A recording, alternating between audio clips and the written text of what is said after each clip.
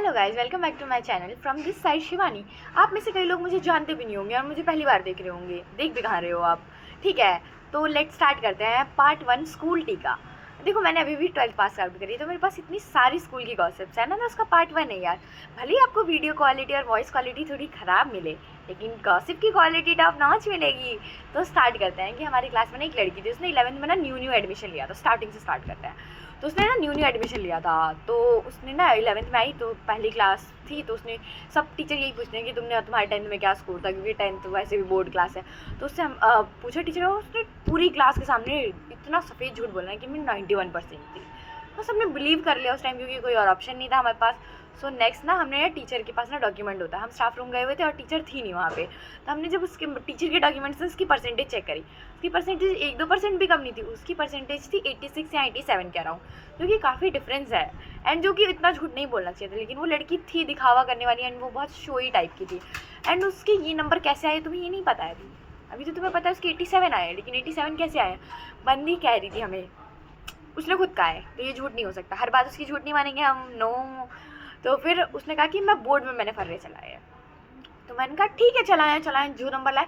Knowledge तो नहीं है ना इसके पास, हम इसको देखेंगे 11th में बंदी का स्कोर काफ़ी डिसेंट सा था। मैंने इसका रिजल्ट पूछा, मुझे बहुत झूठ बोला इसने। तो फिर मैं वैसे में आ गई शॉक में। तो फिर मैंने कहा कि चलो छोड़ो। तो फिर अगले दिन हम स्कूल गए, तो परसेंटेज पोजीशन पता चलती है ना स्कूल में अगले दिन। तो वो भी सफ़ेद झूठ, उसकी कोई पोजीशन नहीं आई थी। भाई, बंदी के जिसके बोर्ड में 90 आए हैं, वो 11th में 80 भी नहीं ला पा रही है, ये उसकी हालत थी। ठीक है, ये तो 11th तक था।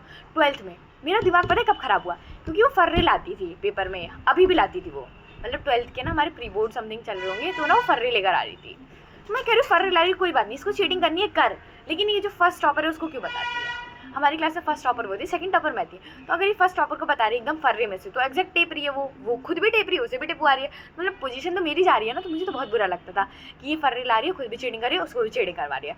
तो मैंने कहा क्या कहते हैं, बस एक बार इसके फर्रे पकड़े जाए, बस एक बार। मैं तो एक बार चाहती थी, उसके फर्रे 3 बार पकड़े गए प्री बोर्ड में बंदी को 3 बार लेजिट फर्रे पकड़े गए 3 पेपर में, और फिर भी उसने लाना बंद कर दिया। एक बच्चा होता है, एक बार फर्रे लाता है तो वो नहीं लाता, मतलब एक बार पकड़ा जाता है, दूसरी बार नहीं लाता। लेकिन ये भाई लेजेंडर लेवल की वो थी, तो उसने एक बार पकड़े गए, इसके फर्रे 2 बार लेकर आई, 3 बार फर्रे ले, बंदी को 3 बार फर्रे पकड़े गए, लेजेंड। और जो उसकी क्लास में बेइज्जती हुई है ना पूरी क्लास के सामने, शिट। और फिर ना उसके बाद ना हमारे स्कूल में पेरेंट्स टीचर मीटिंग थी, मतलब एडमिट कार्ड देना था, तो 12th में।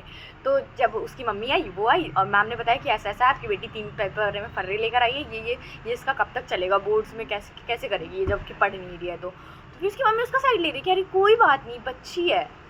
हाँ, इतना शॉकिंग, उसको पढ़ना चाहिए ना। अगर मतलब इतनी बड़ी हो गई, वो बच्ची है। 12th में इतना लॉजिक नहीं है कि पेपर में फर्रे नहीं लाते, खुद से पढ़ के आना होता है। That's all for today. If you are new, subscribe, and अगर ऐसी और वीडियो चाहिए होगी तो कमेंट कर देना, क्योंकि शिवानी सप्लाई वहीं करती है जहाँ डिमांड हो।